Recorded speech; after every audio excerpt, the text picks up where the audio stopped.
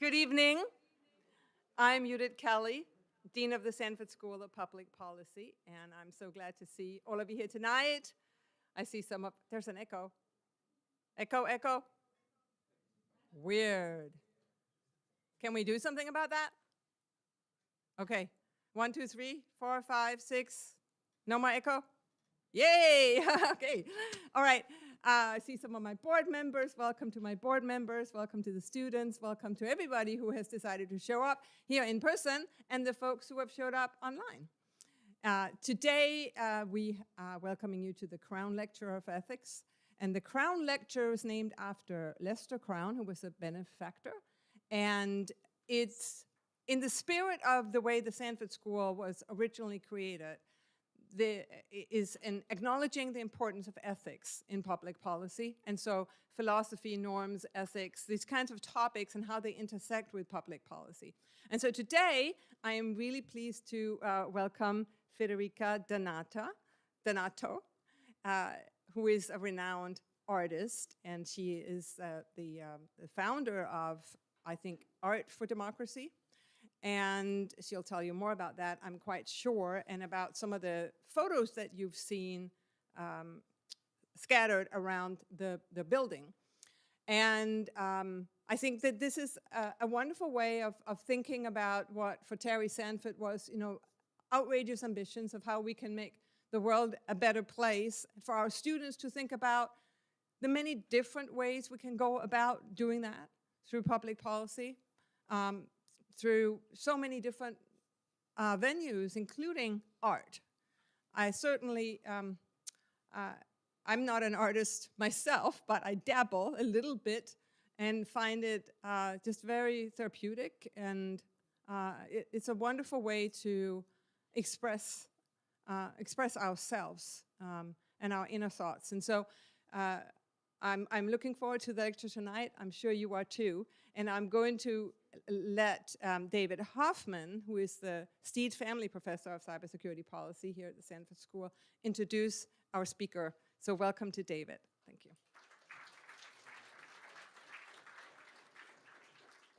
Thank you, Dean Kelly. I also want to thank the Crown family for Endowed series, and most importantly, to thank all of you for coming for what I think is hopefully going to be a fascinating conversation that we will have here, and then we will extend out into the reception afterwards. So I am the Steed Family Professor of Cybersecurity Policy, and I also run the Duke Cyber Policy Program. And what's important in our program is that while we focus on a number of areas where technology impacts people, particularly the people who have the least amount of agency and power in society, I am inherently a technology optimist, and I believe in the power of technology to be able to use to give those people power and agency. And it's because of that I'm incredibly proud of the collaboration that our program has had with Art4Humanity, where particularly the project that you will hear quite a bit about today, where we use the advances in high-quality, low-cost digital photography mixed with social media and the ability to transfer information and art around the world instantly to be able to strengthen and impact democracy and also give voice to those that have the least power in society. So I am incredibly honored to have Federica Donato here today. She's the founder and head of Art4Humanity. But more than that, she is a dear friend and has a history as a European Commission official, and then working on both the other side of the Atlantic and here in the US to advance causes of consumer protection and human rights for individuals. And with that, I want to introduce Federica Donato to explain more to you.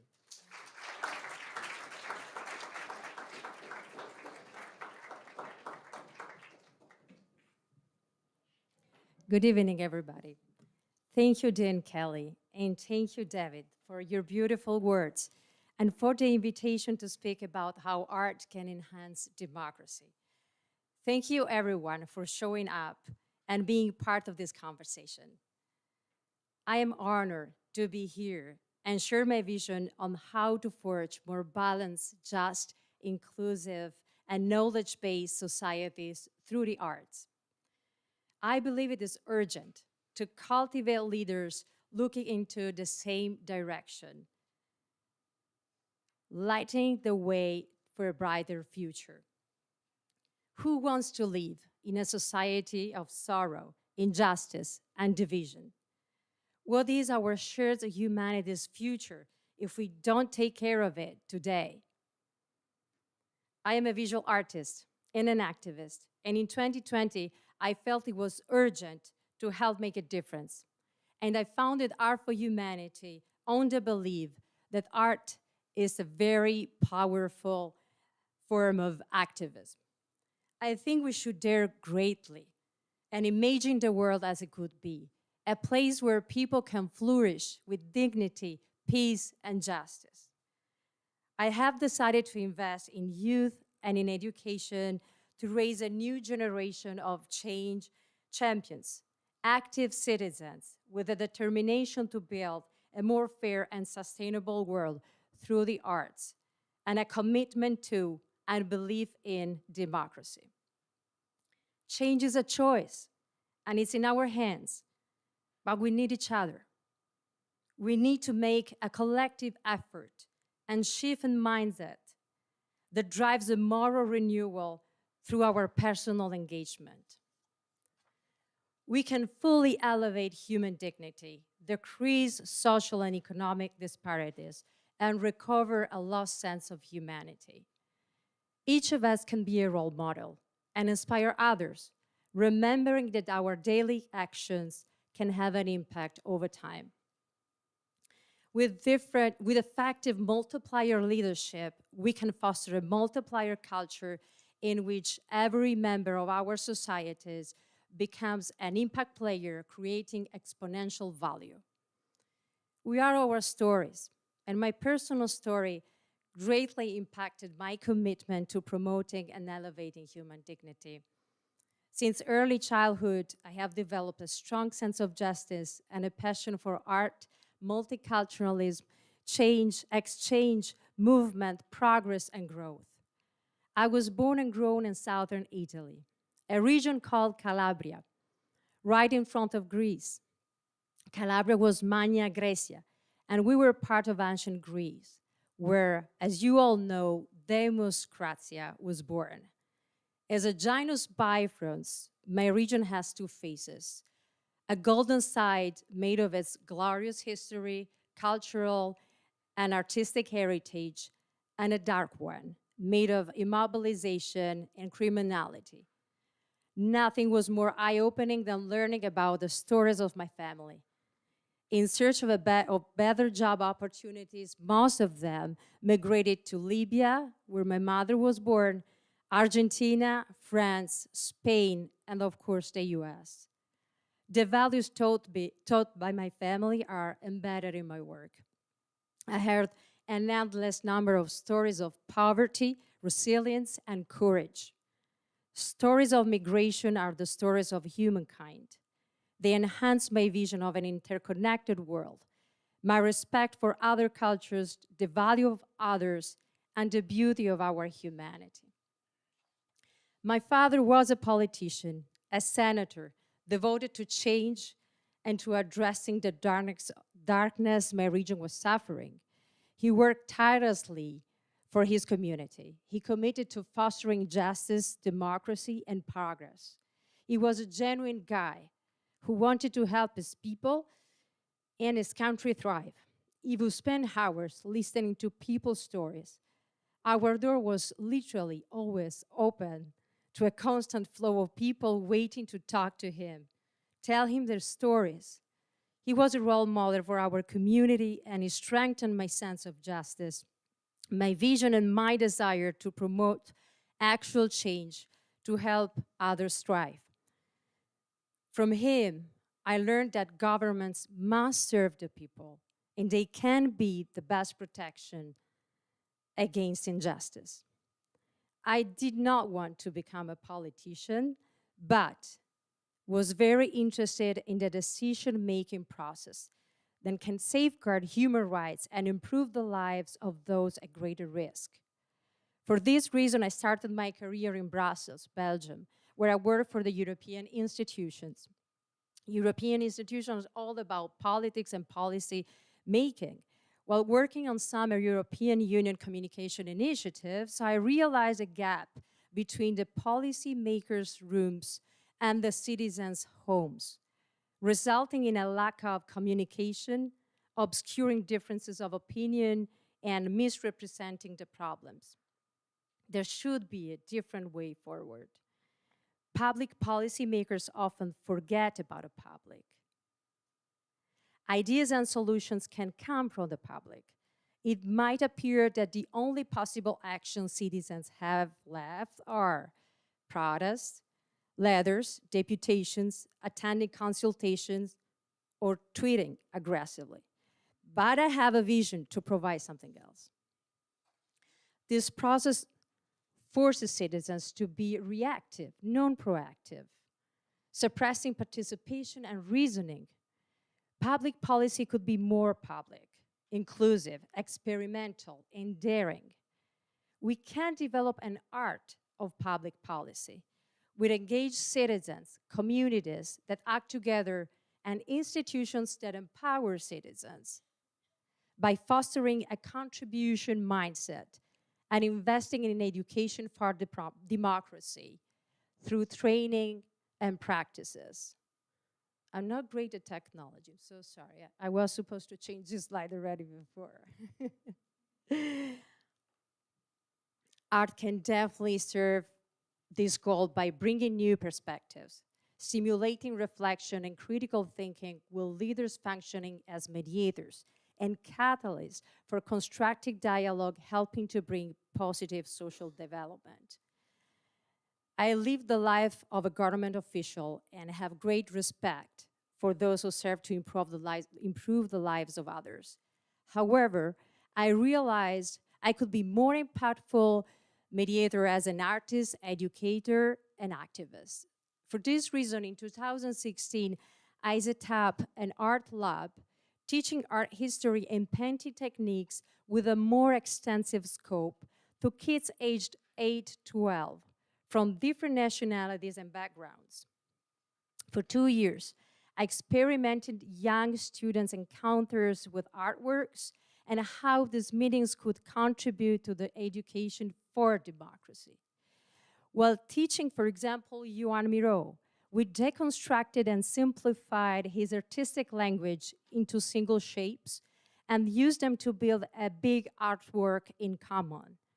Kids were taking turns and each was encouraged to use the white canvas as a space to share and fill in with their ideas, their shapes, while collaborating and working together to realize a balanced, inclusive final work.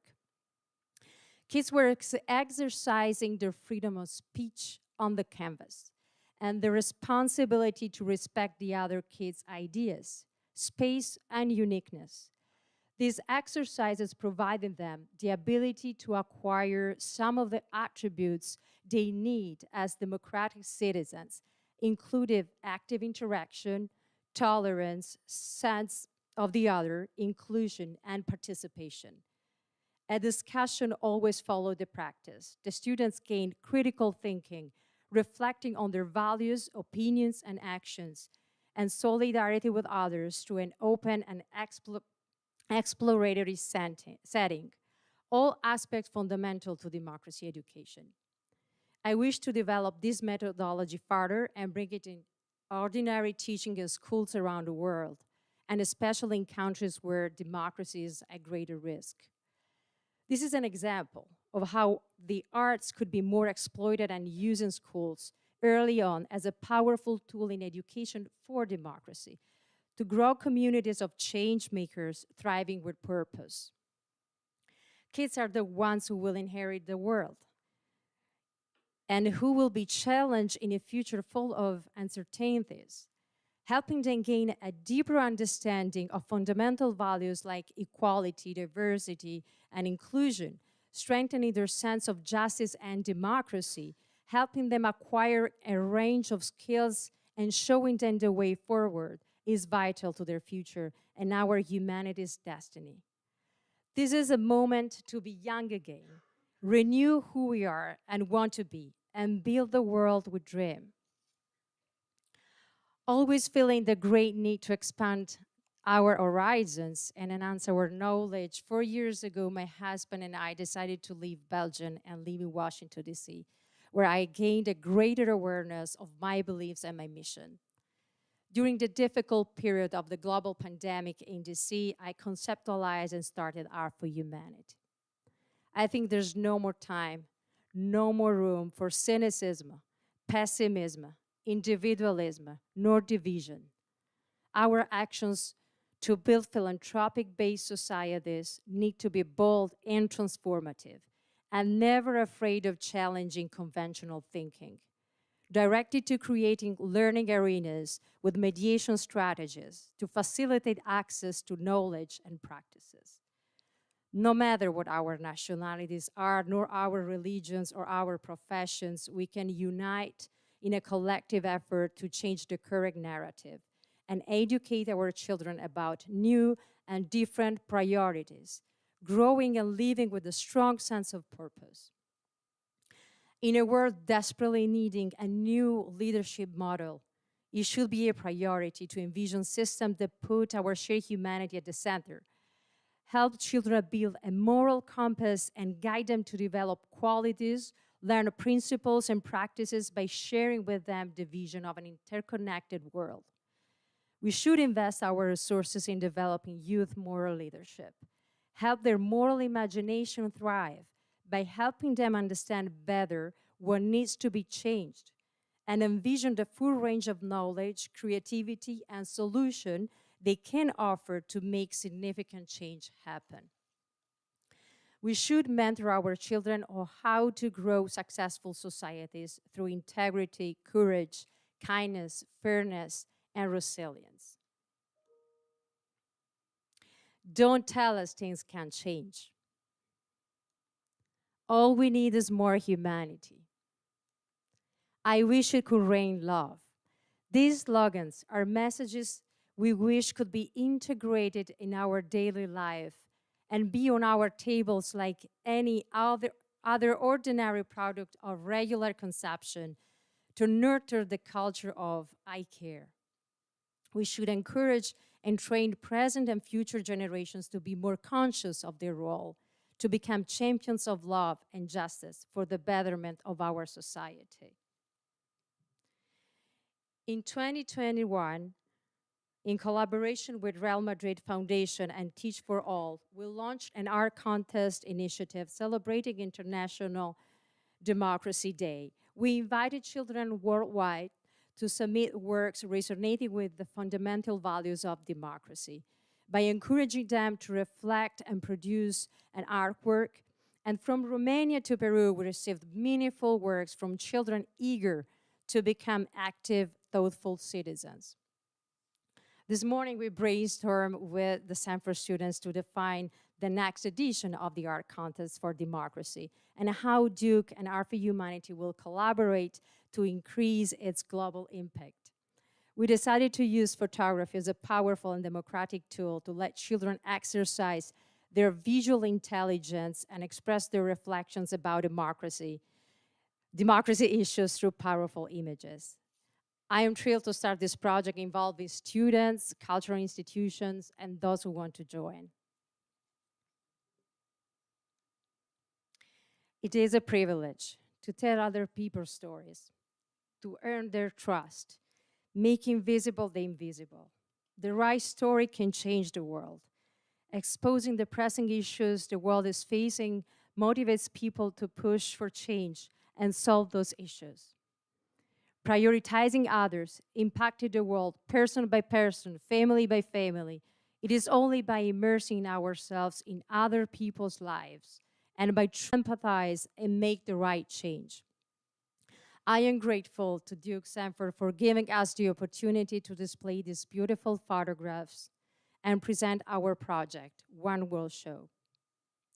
A touring photography and fashion exhibition organized in collaboration with the historic fashion brand Vionnet to honor the journey and the accomplishments of these young women who have crossed the borders of Afghanistan, Syria, and Iran by foot, and who made it to Europe in the name of freedom.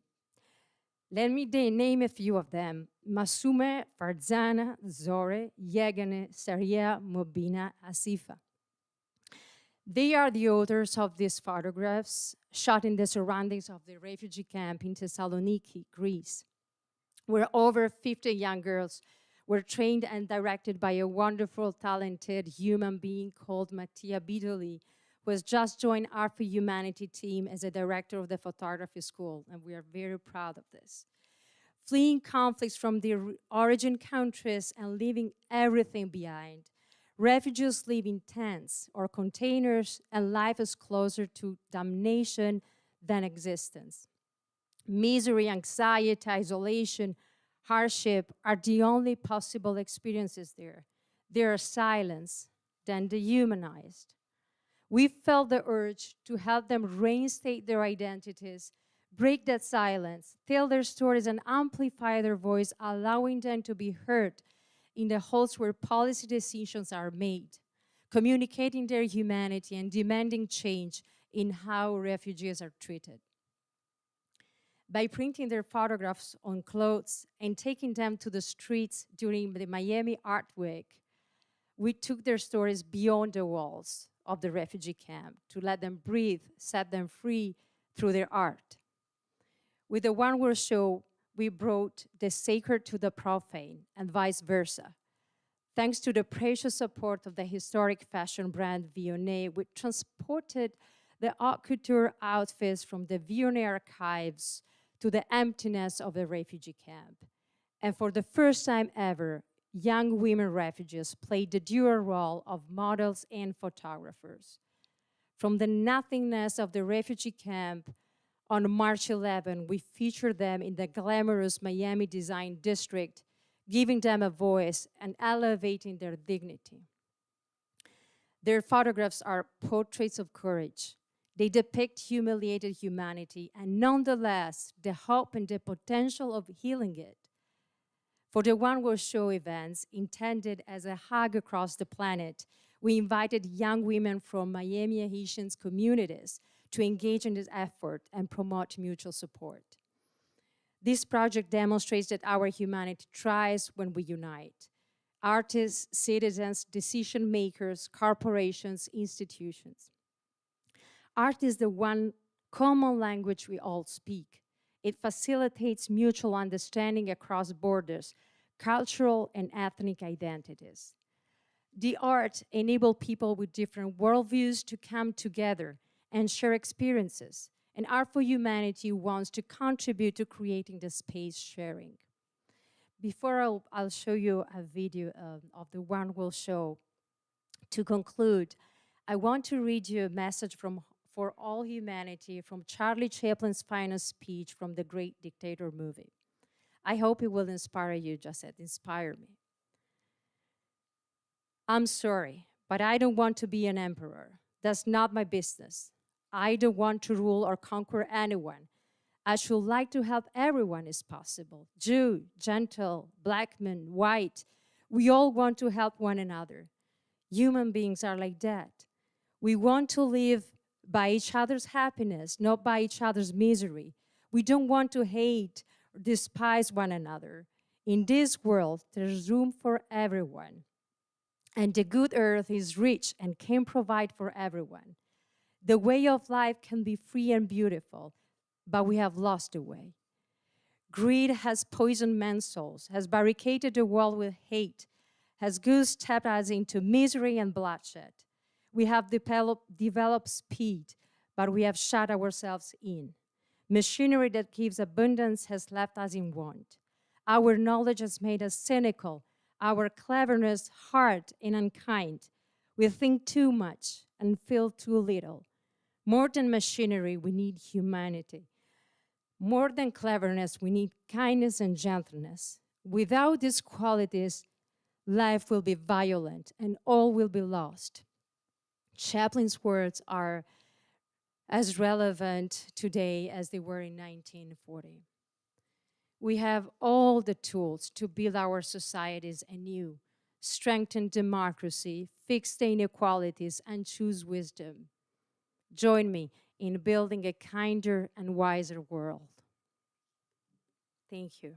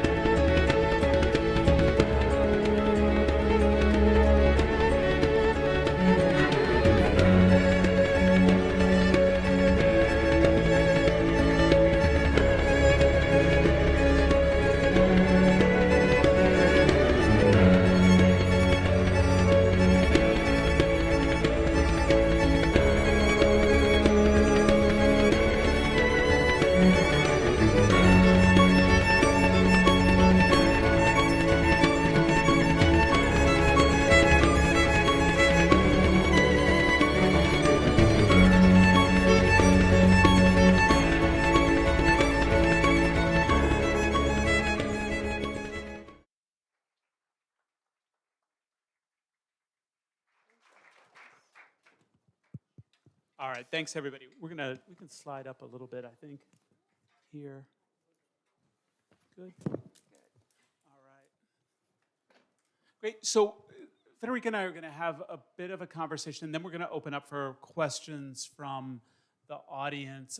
Thank you for sharing those remarks, Federica, and thank you for taking the leadership to go into places to talk to the people and understand the folks who do not have any power, which so many of us actually don't do, to be able to bring their voices back out and to share the artwork that they created. And I think we talk a lot here at Sanford about what leadership means.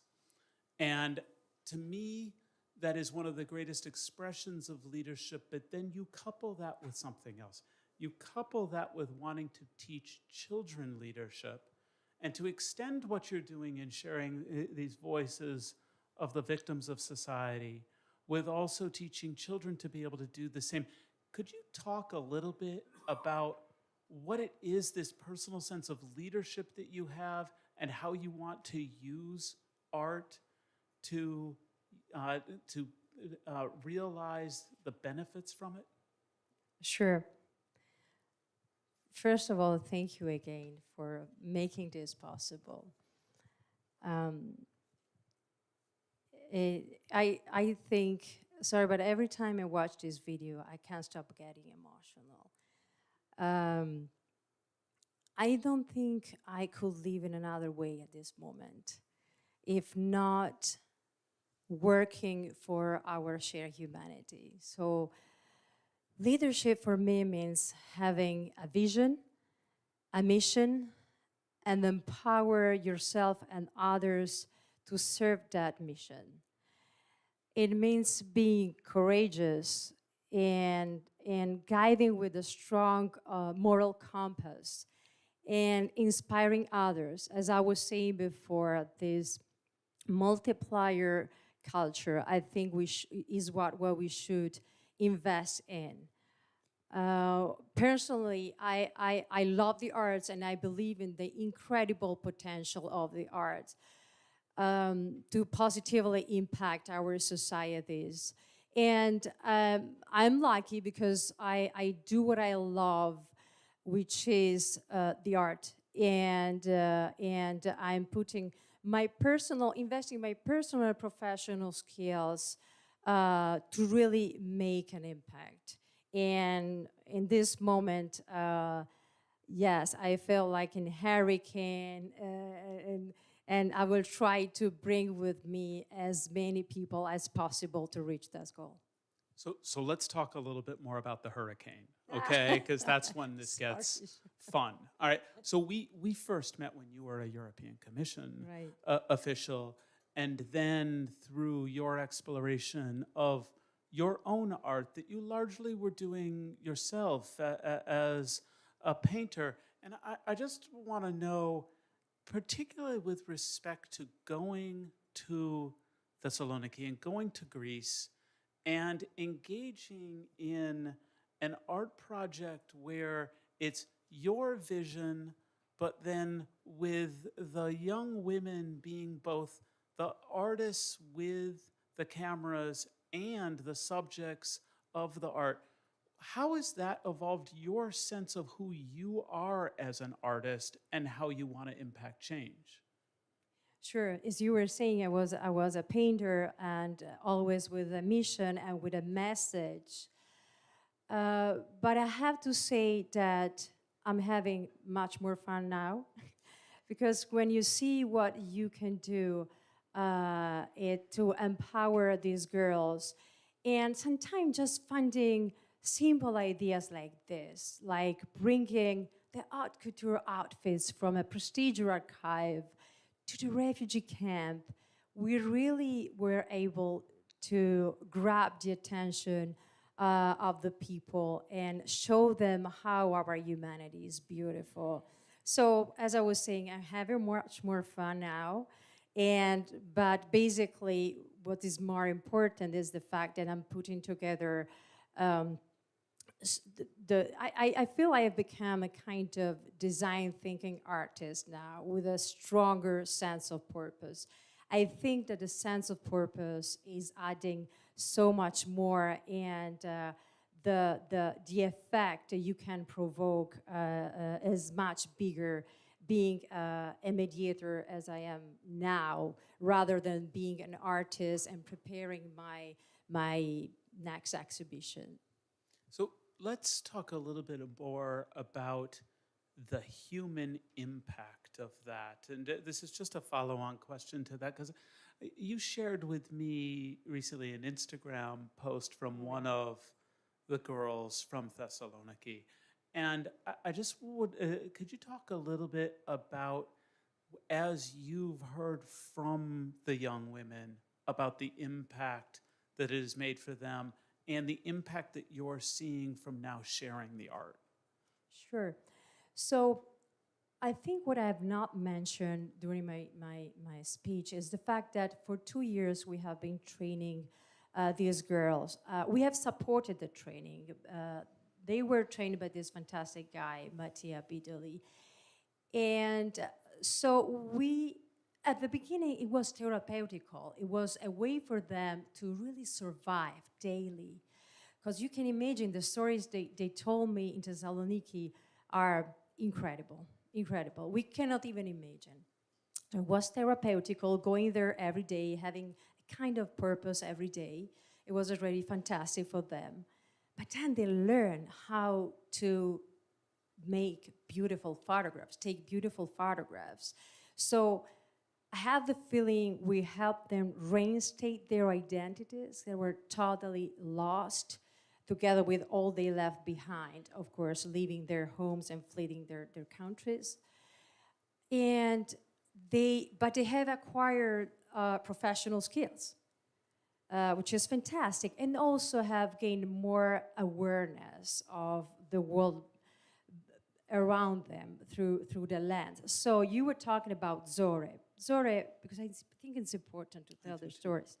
I call her my little Zore because she was 16 when we started, and now she is 17. She was in Thessaloniki, now she's in Germany, but still in a camp.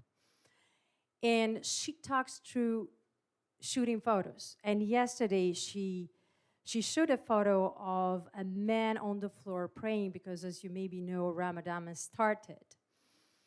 And she said, and I thought it was so powerful, her message, she said, sometimes you don't have a shoulder to cry on, but you always have the land to go down on your knees and shed your tears. And I thought that was so incredibly powerful, and I think she was empowered by this experience. Also because when I went there, I basically gave my idea. They coordinated the whole project. When I arrived in Thessaloniki, everything was basically ready. And I was really impressed. They know where to go, at what hour of the day, what to do. And so I'm very happy that these young women have acquired so much knowledge and hope. Thanks. Thank you. You describe yourself as an activist. Oh, yes. And I want to know what that means to you when you describe your own sense, or at least one aspect of your identity, as being an activist. Yes, so for me, being an activist means really giving a damn about our humanity and our planet. It means being fully engaged with no fear and dreaming big and stand up for what you believe.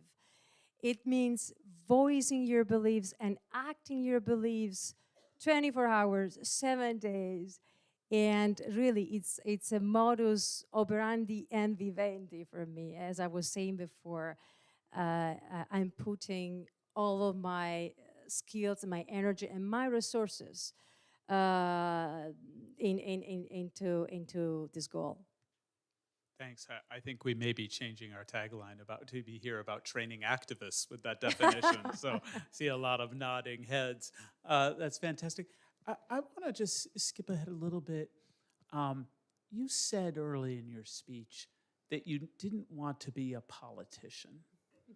But then playing the role that you played in Brussels in the decision-making processes that I think many of us would say that's what the formation of policy is. And then now what I see you doing is engaging in the influencing of policy. And I hope everybody gets an opportunity to walk around and see the powerful images that are on display at both here at the Fleischmann Commons and at the other entrance. Could you talk a little bit about differentiating between what you saw as sort of politics versus what you see as engagement in policy? Yes, I feel more powerful as a mediator. I feel I have many more tools to reach some goals, like through the arts, trying to draw the attention on important topics and generate awareness and most importantly, trigger actions. So I see myself as more empowered, having more possibility to reach several goals. I think it's more dynamic and more active, being there and creating the space for involvement, for the involvement of the public, as I was saying before, and but also to deepen the understanding, trying to also create a space to use the art that is incredible, powerful tool for moving, not only then using just data and facts that are super important, but the emotions, I think, are incredibly important in decision making also. This is what you can do with the arts and with this kind of project, for example, because everybody knows the data about refugees, right? I think so. But if you really fully immerse in their stories, you can make an impact. And so, yes, I believe that it's interesting to see how the arts and art-led projects can deepen the knowledge of the decision makers on important issues, facilitate interactions and connections, and generating possibly the involvement also of the citizens, especially the moderate part, in order to avoid as much as we can division. I find that to be incredibly powerful. I also believe in the use of data, but sometimes just quantifying things alone. I mean, we're incredibly lucky here at the Sanford School to have Professor Chris Sims and Professor Andrew Nurkin, who explore these issues with the use of art for public policy and the importance of emotion. We spend a lot of time teaching how to write two-page memos. I see the students nodding. Yes, they write a lot of two-page memos and white papers and things. But how to channel emotion, how to convey emotion, how to lead through others through the use of things like art, I think we've got a tremendous amount to learn from here. And I want to thank you. I now want to open up for questions from the audience. And so if you raise your hand, I can call on people and we can bring people microphones. Who we've got maybe down here? Thank you so much for being here and speaking to us. I really appreciate you highlighting the potential of art. And I was wondering if you could speak a little bit more about how your approach to art directly fosters that connection to democratic values and action. Sorry, can you please repeat? Yes, how your approach to art and the ways that you have taught that directly push people towards acting in democratic ways or acting to create a more democratic society. So I was talking of, I think we can act at different levels. So I was talking of the importance of education for democracy. I gave an example of my art lab, and I think this can be scaled to adult level. So by really creating, experimenting and creating situations through art-led projects, I think we can really train citizens to become more involved, to become more impactful, and to strengthen that importance of participating. Yeah, this is one way. The potential of art is huge. I think the main concept is that art can be the catalyst. Artistic events, artistic experiences can become the catalyst for engagement and for education for democracy. I know we've got a question back up here in the corner. Thank you so much for being here, and thank you all for organizing an event that focuses on the importance of narrative and storytelling. I feel like I sometimes sit in this very room during my quantitative heavy classes wishing we were talking more about this. So I'm so thankful that we're having space for that discussion today. We talked about the importance of storytelling here, and I'm wondering if there are any stories or anecdotes that you have from your own experience of times when you have seen art shift and change policy outcomes for the better. Yes,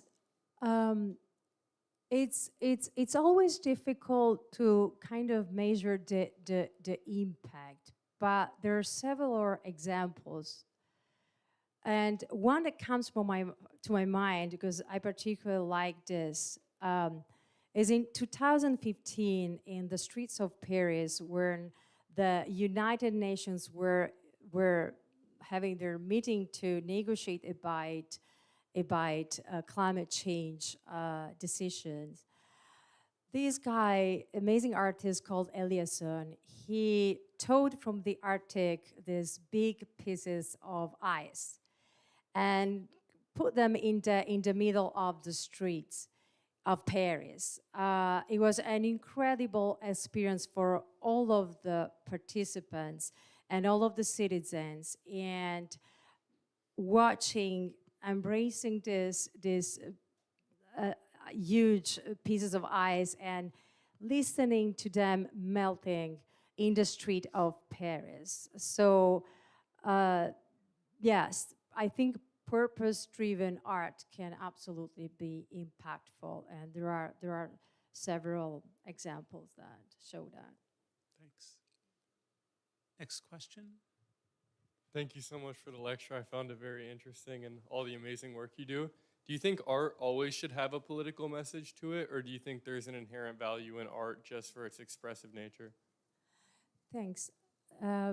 No, I don't think it's about a political message. It's more about to forge the way how we should interact with politics.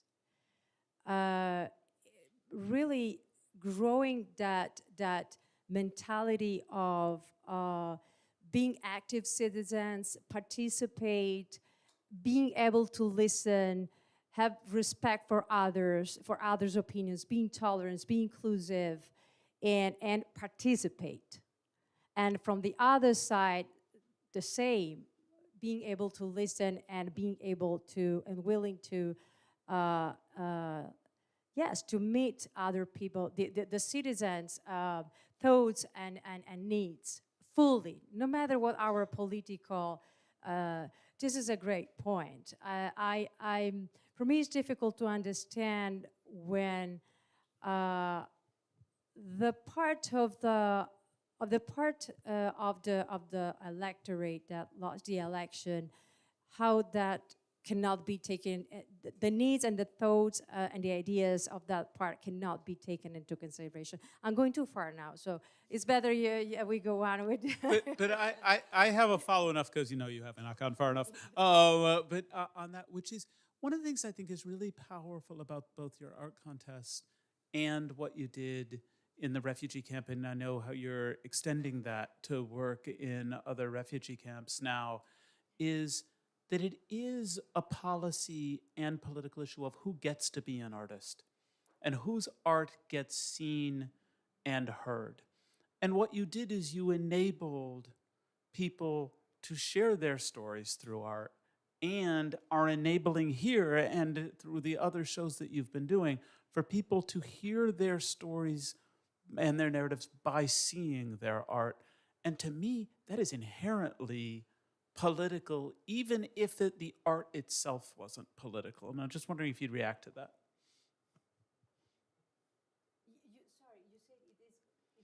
I think lifting up voices that wouldn't be heard is inherently a political act, yeah, I see. and of an act of activism, even if those messages have nothing to do with politics, just allowing people to be heard. Absolutely, yeah, sure. No, I totally agree with you. And yeah, I think it's incredibly important to show people the way, basically. Yeah. We have a question back there.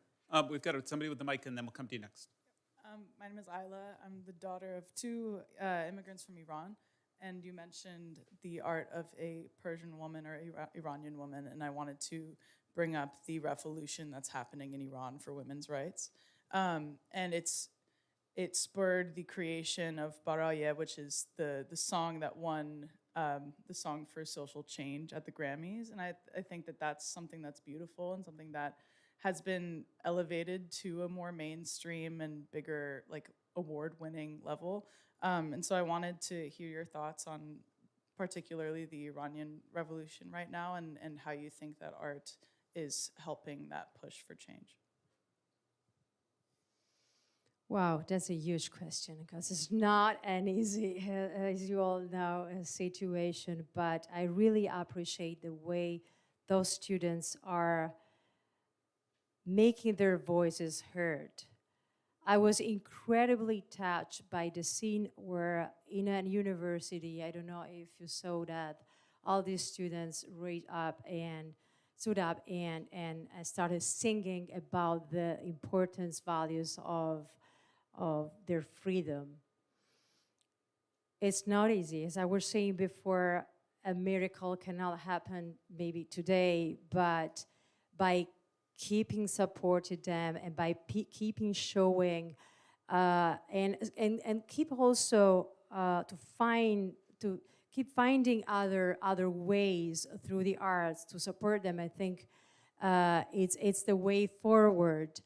Art is powerful. I really believe in a place like that where you cannot do much. It's a way, and yes, it's incredible. But as I was saying before, it's step by step, person by person. We can get there. Go here first and then back there. Hi there. Obviously, there's a large interest in the arts among the Sanford community, as we can see here. So I'm wondering, do you think that the Sanford School should try and integrate art into its existing public policy classes, considering how it relates to public policy? Or do you think public policy students should be required to take an art class purely for art's sake and to inform their understanding of humanity? I think that the first option would make more sense, or both, because I mean, when you exercise the arts, I think you also develop several more skills, and the two together can definitely work, I believe. Yes, but I think the first option would be just fantastic. Yeah, and I will say, I do think that's happening here. And I see some of my colleagues in the back who I know are working really hard to do that, which I'm excited about. I see several colleagues here who are doing that. I think we have a mic over here, and then I want to bring the mic back over here, and then to Professor Anteple. Me? Go ahead, Okay. Meta. So I learned in a class that problem of when you have a photograph. Hi, Federica.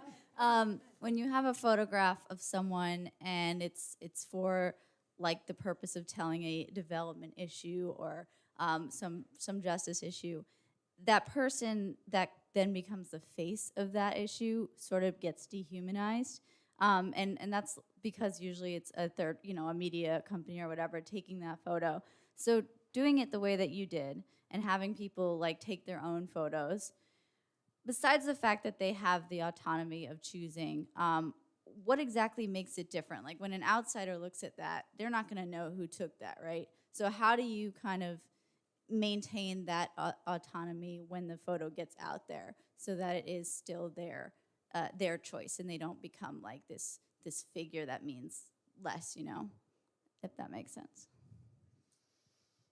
Yeah, I see what you mean. And I always, I respect a lot, of course, and appreciate photojournalists, but I think that this is here the difference we're doing compared to photojournalism, if that makes sense.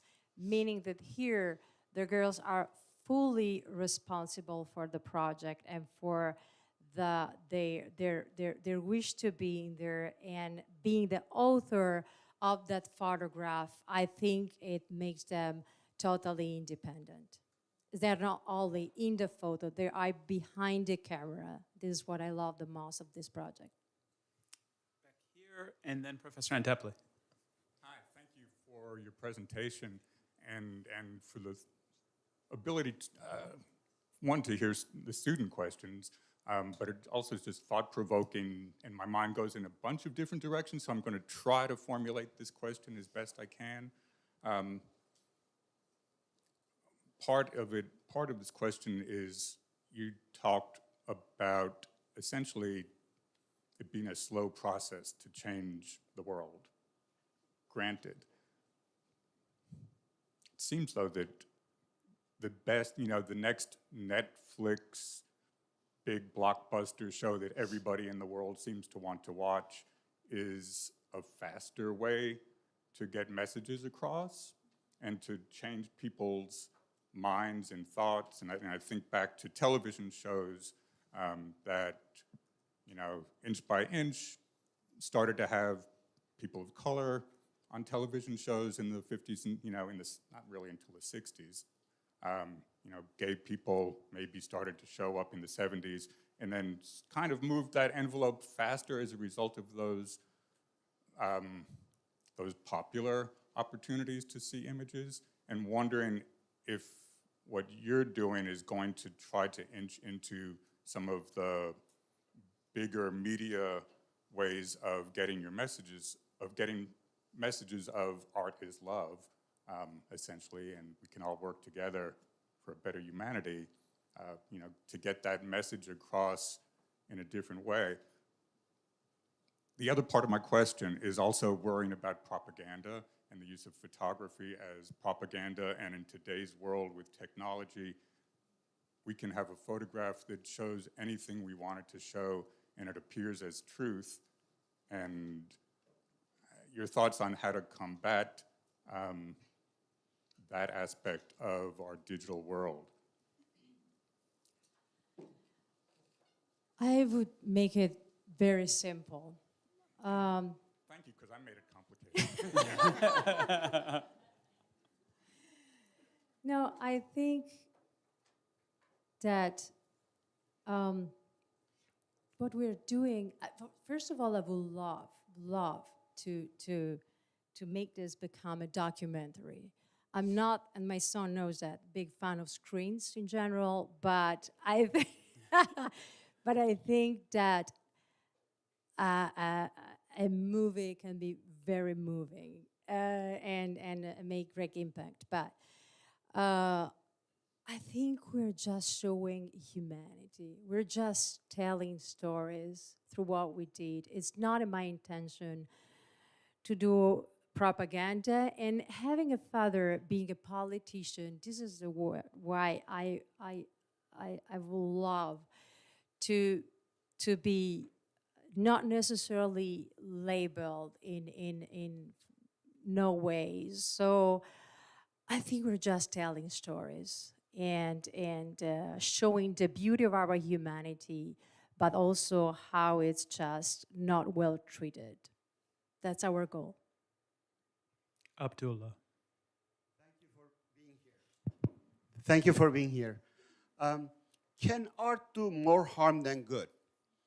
Can there be some instances that art has unintended consequences? If it is, especially in the storytelling realm, if that is yes, how does one even begin to develop ethics of art that do no harm apply? Like, what is the frame of reference to do art ethically, morally?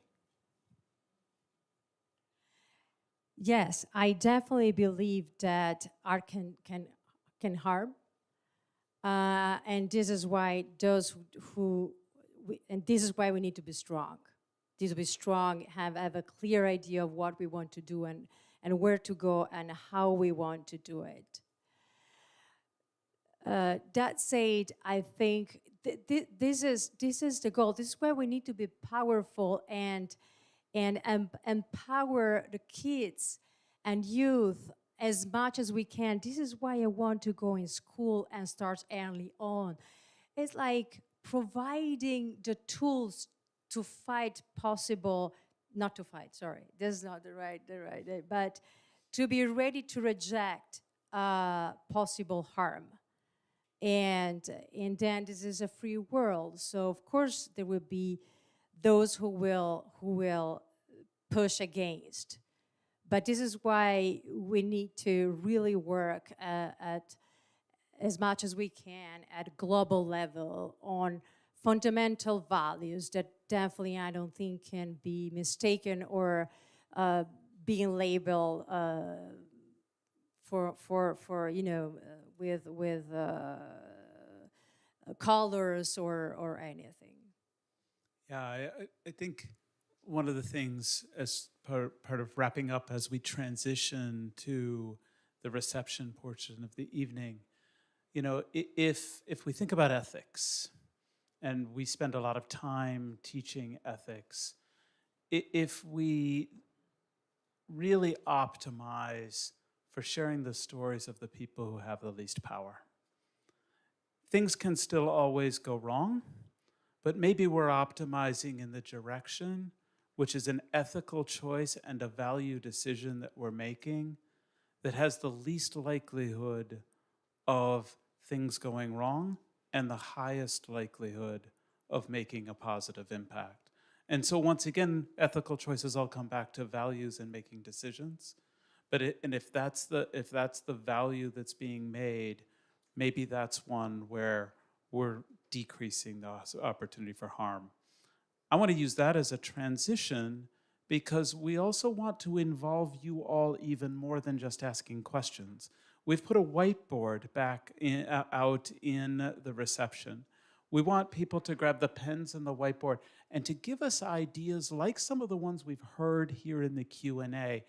How can Duke and Sanford use art more powerfully to strengthen democracy? What are your ideas? What do you want to see? Do you want to see it integrated into all the classes? Do you want to get out there into the public more? What is it that would make an impact? So please join us in that. Share your ideas. Enjoy the art. Enjoy the food. And once again, Federica, thank you so much Thank you. for doing this. And thank you all. Thank you so much.